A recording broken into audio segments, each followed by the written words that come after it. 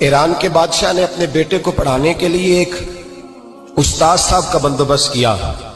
استاد صاحب کو کہا کہ میرے بچے کو دین پڑھائیے، میں چاہتا ہوں کل اس نے عنان حکومت کو سنبھالنا ہے تو یہ دین سے آگاہ ہو جائے، اس کو کچھ سکھائیے، پڑھائیے۔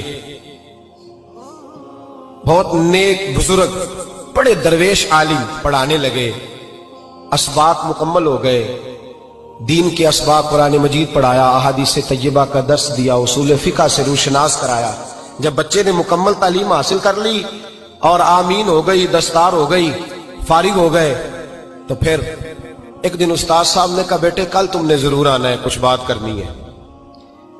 شہزادہ گیا ملنے استاد صاحب سے، استاد صاحب نے کنڈی لگا لی، ہاتھ میں درہ پکڑ لیا، مار مار کے پورے وجود کو زخمی کر دیا، کوئی غلطی نہیں، کوئی بات نہیں، مارا۔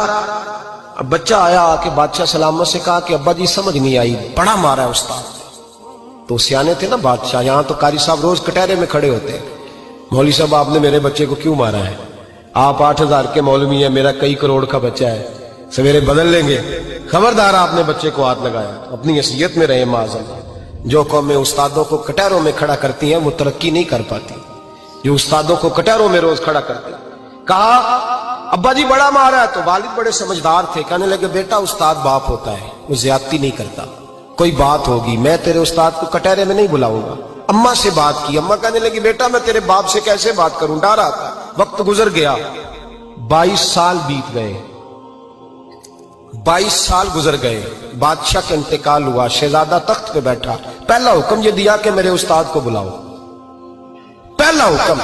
استاد جی بوڑھے ہو گئے تھے، چھڑی کے اوپر ٹیک لگا کے آئے اور بھمیں سفید ہو کے جھک گئی تھیں، یوں آنکھ کھول کے بڑی مشکل سے دیکھا، کہنے لگے شہزادے حکم ہو۔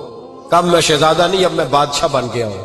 استاد جی 22 سال بیت گئے، آپ نے مارا تھا، پر وہ درد چونکہ زیادتی کی تھی، میرا قصور کوئی نہیں تھا، تو نہ میری روح سے درد گیا ہے نہ میرے جسم سے گیا ہے، میں بے اختیار تھا، پوچھ نہیں سکتا تھا، آج با اختیار ہوا ہوں۔ سب سے پہلے پہلا حکم آپ کو دیا، بلایا ہے، بتائے کیوں مارا تھا، کیوں مجھے مارا تھا، میری زیادتی بتائے۔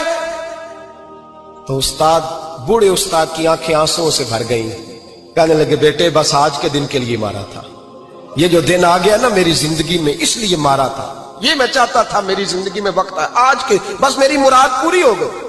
کہا صاحب کس لیے، مجھے بھی سمجھائے۔ آپ فرمانے لگے کتنی دیر ہو گئی تجھے مار کھائے ہوئے، کتنا زمانہ بیت گیا؟ کہنے لگا 22 سال۔ فرمایا زخم بھولے تو نہیں، درد ختم تو نہیں ہوئی، تمہیں بات ایک منٹ کے لیے بھی تمہارے حافظے سے محو تو نہیں ہوئی؟ کہ استاد جی روز رات کو یاد آتی، روز خیال آتا تھا۔ استاد کہنے لگے بھائی تو بے اختیار تھا، پوچھ نہیں سکا، 22 سال تجھے یاد رہا، مجھے پتا تھا تو ایک دن حکمران بنے گا، میں نے تجھے اس لیے مارا تھا کہ بیٹے یاد رکھنا، کسی پہ ظلم نہ کرنا، اگر تجھے 22 سال تک یاد رہا ہے تو جس پر تو ظلم کرے گا اسے بھی قیامت تک یاد رہے گا، اور یہ یاد رکھنا تو آج با اختیار ہوا تو تو نے مجھے بلا لیا ہے، قیامت کے دن غریب با اختیار ہو جائیں گے، مظلوم با اختیار ہو جائیں گے، وہ با اختیار ہوں گے، للہ الواحد القہار، رب کریم کی بارگاہ کے اندر ان کا اختیار ہوگا، اکیلے اللہ کی حکمرانی ہوگی، پھر وہ بلائیں گے بڑے بڑے کج کلا، دنیا میں جن کی پگڑیاں اونچی تھیں وہ سر جھکائے کھڑے ہوں گے، دنیا میں جو ڈکٹیٹر بنتے تھے ان کی پشتیں لال ہوں گی، ان کو غدار لکھا جائے گا، قیامت تک نہیں بھولے گا۔ ظلم کرنا تو سوچ سمجھ کے کرنا، اتنا کرنا جتنا تم سہ سکتے ہو، اتنی زیادتی کرنا جتنی قیامت میں تم برداشت کر سکتے ہو۔ میرے نبی کریم صلی اللہ علیہ وسلم نے فرمایا ظلم سے بچو، یہ قیامت کے اندھیروں میں سے ایک اندھیرا ہوگا، زندگی میں زیادتی نہ کریں، اگر تھوڑی دیر کے لیے کوئی چیز برداشت کر جائیں گے تو وہ فائدہ دے جائے گی، کچھ دیر کے لیے اگر سہ جائیں گے تو نفع مل جائے گا، سہنے کی کوشش کریں۔